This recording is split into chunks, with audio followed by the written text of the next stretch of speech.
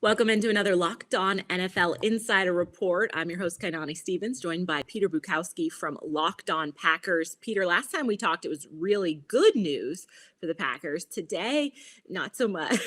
Davante Adams is leaving town, heading to Las Vegas.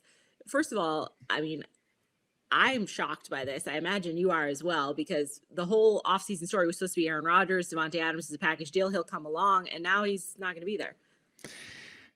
The fact that Aaron Rodgers, the ink was set on this, Right. That's a done deal. And so when you think about this, right, one of the big things that Aaron Rodgers wanted in the power struggle that he had with the Green Bay Packers was, I want say in decisions that affect my job. It's hard to imagine that there has been a decision that has more affected Aaron Rodgers' job since, in 15 years than this one. And so what we know from at least the reporting is that Aaron Rodgers knew, according to Ian Rappaport from NFL Network, Aaron Rodgers knew that this is how bad things were between the Packers and Davante Adams when he signed his contract, which means he knew that there was a very good chance that Davante Adams was not going to be on the Packers for the duration of potentially Aaron Rodgers' career when he made that decision. So it's easy to make the jokes. I may have made one or two myself, whether it was via text or on social media, about Aaron Rodgers' anger levels over this. But Right. Rodgers knew that this was more than just a possibility, that this was potentially a likelihood. At least that's what we are being told at this moment. Does that mean that he's going to react calmly to it finally being done? I mean, I don't think we can expect that from Aaron Rodgers. He has shown over the last couple of years that he is at the mercy of his own whims, and sometimes those whims are difficult to predict. So I can't imagine that anyone outside of Green Bay and people like Aaron Rodgers, who are apparently privy to this, saw this coming. The most plugged in insiders, at the very least publicly, were not reporting about this. Maybe they knew behind the scenes and off the record. This was one of those rare blockbuster deals that was genuinely shocking. Absolutely shocking. And if Rodgers did know about this, right, he's also been on the record as saying, I don't want to be part of a rebuild. I want to win a Super Bowl. I want to go somewhere where I'm a Super Bowl contender. So what is the team saying back to him in terms of, okay, we're letting Davante Adams go, but what are you going to replace it with? Yeah, you have to imagine that there's some sort of plan here, that the Packers said, look, if this goes south, we think we can sign Juju Smith-Schuster, or we think we can sign Julio Jones, and Marquez Valdes-Scantling is going to be back. Or, hey, we've heard Odell Beckham Jr.'s rehab is going great, and he might be ready by, the second or third week in September, something like that. Like, that stuff, these are conversations that are already being had. Adam Schefter reporting that the Packers had already been in the market for a veteran receiver. That was probably true, at least somewhat related to what was going on with Davante Adams. And now, of course, it's going to be even more paramount that this team add a veteran receiver. The criticisms, of course, of this team from Packer fans, loudest of all, was that this team doesn't have a number 2 receiver to pair with Davante Adams, that Aaron Rodgers focuses too much on Davante Adams. Well, he will not have Davante Adams to focus too hard on. The problem is, if you don't have a number 2, you better have a number 1. The Packers had arguably the best number 1 in the league. Now, they might not have a number 1 or a number 2. That is a massive problem. So looking forward, the team's getting 2 picks back, a first and a second round. What can they do with those? Are they going to try to flip them? You're saying they're in the market for some other wide receivers. Is this something where we're hopefully going to see a free agent signing to try to bolster this offense a little bit? Well, here's the interesting thing is, as I was going through the stages of grief on this, I remembered something. I remembered that the Seahawks traded Russell Wilson. Did. And I remember that shortly after that trade, it was reported that Tyler Lockett was potentially available. And could he be, certainly he would be less expensive by draft capital than Davante Adams would be. The Packers now have 2 firsts and 2 seconds.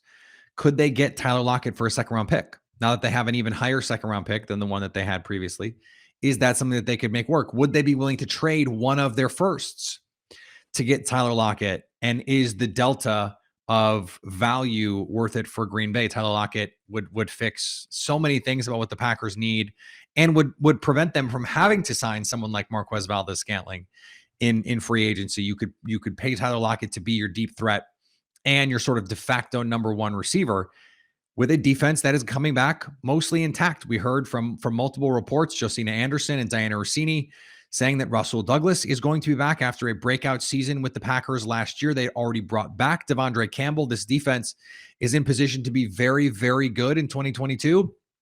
You might not need one of those high-level receivers. Who knows? Maybe this is like John Elway at the end of his career when it was Terrell Davis, and then on defense it was Neil Smith, it was Steve Atwater, it was those guys that allowed them to go and have a chance to win 2 Super Bowls. Ironically, one of them against the Green Bay Packers in robbing Brett Favre of what would have been back-to-back titles for him.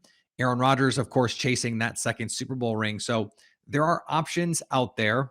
I think the draft also becomes suddenly a viable thing. It would, again, be ironic if the Packers finally took a receiver for the first time since 2004 in the first round with the pick that they used to trade the best receiver in football. Drake London, Treylon Burks, Chris Olave, these are nice receivers. None of them are likely to be as good as Davante Adams. But then again, when the Packers took Davante Adams with the 53rd overall pick in 2014, they did not expect him to be the best receiver in the league. Mhm. The second round pick that the Raiders traded to Green Bay for Davante Adams, the 53rd overall pick. Is this something where we're going to see a little bit of an evolution for Aaron Rodgers if he doesn't have that Randall Cobb, Davante Adams like person to throw to, where he might have to adjust a little bit in terms of trying to run an offense a little differently? He's going to have to. I mean, he doesn't really have a choice. And the number you're going to hear a lot over the next couple of weeks as the Packers try and figure out what comes next is 7-0. The Packers are 7-0 with Matt LaFleur without Davante Adams. And that is because Aaron Rodgers runs the offense as it is called. If there is one criticism that you can level at Aaron Rodgers in the Matt LaFleur era, it is that both Matt LaFleur and Aaron Rodgers become a little obsessed with getting the ball to Davante Adams. And I have always been the guy going, wait. Getting the ball to your best player is not a bad thing. That is a feature, not a bug. But sometimes it comes at the detriment of playing in rhythm, of playing within the confines of the offense. And everyone is going to point to what ends up being the last play of the Packers' offensive season. And that is the heave to Davante Adams when Allen Lazard is running wide open in the middle of the field. Aaron Rodgers seemed to have predetermined that that's where he was going with the ball, didn't read out the defense, and there were 2 other guys on the play who could have been open and could have had monster plays, could have put them in a position to win that game, and who knows what happens from there. They'd already beaten the Rams, remember, in the regular season, beaten them comfortably at Lambeau Field. They would have hosted the Rams at Lambeau in the NFC Championship game had they won that one.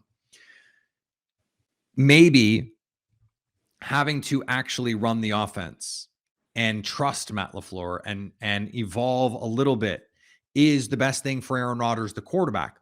Is it the best thing for the Packers to not have Davante Adams? Probably not.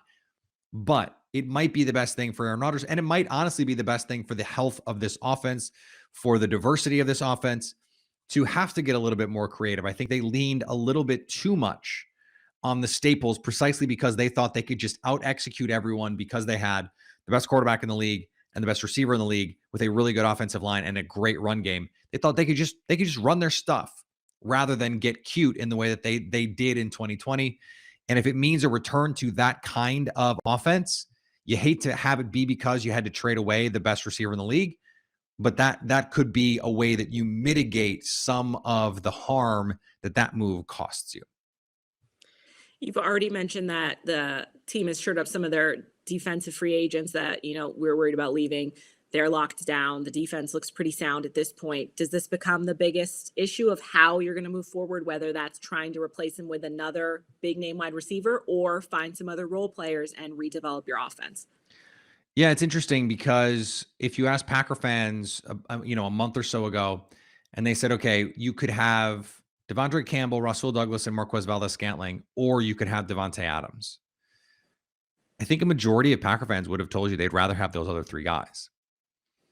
And in fact, one of my colleagues in covering the Packers had a poll that said exactly that. And his followers decided by an impressive margin, by the way, almost 2-1, that they'd rather have that trio of players. Now, that's not to say that this is a good move. I don't know that we can speak to the wisdom of this move at this point, but that increased flexibility, 20 million was sitting on the Packers cap, is now gone. That's a huge number. They're going to use some of that to resign Russell Douglas. That's a big nut to be able to use on a Juju Smith-Schuster or a Julio Jones, who's neither of those guys are probably going to demand top of market money from a team like Green Bay to backfill the salary of a Tyler Lockett. What if Green Bay said, "Hey, Seattle, what about a first and a day 3 pick for DK Metcalf?"